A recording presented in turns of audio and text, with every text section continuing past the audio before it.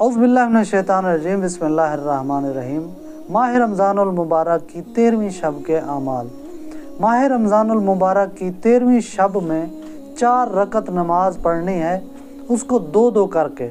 पहली 2 रकत जिसमें नियत करनी है, नमाज पढ़ता हूँ या पढ़ती हूँ, 2 रकत नमाज नफिल कुर्बतन इल्लल्लाह, अल्लाहु अकबर। उसके बाद सूरह अलहम्द के बाद 25 मरतबा सूरह तौहीद की तिलावत करनी है।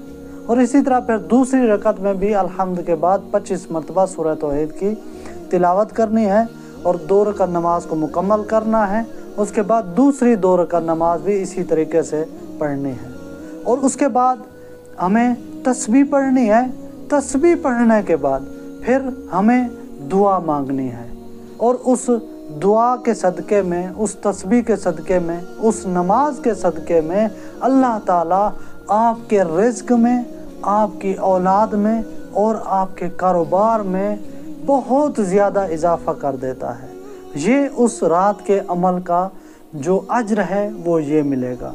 और 13वें दिन का जो रोज़ा है, उस रोज़े रखने का जो अज्र है वो ये है कि खुदा रोज़ा रखने वाले को अहले मक्का और मदीना के बराबर सवाब अता करेगा।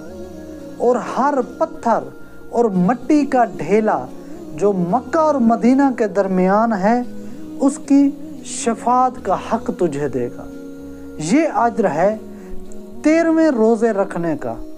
और हमें चाहिए कि 13वीं शब के आमाल और 13वां रोज़ा रख कर खुदावंद मुताल से इस अज्र और सवाब का जो हक है वो हम हासिल करें और अपने नाम आमाल में इस सवाब को लिखवाएं।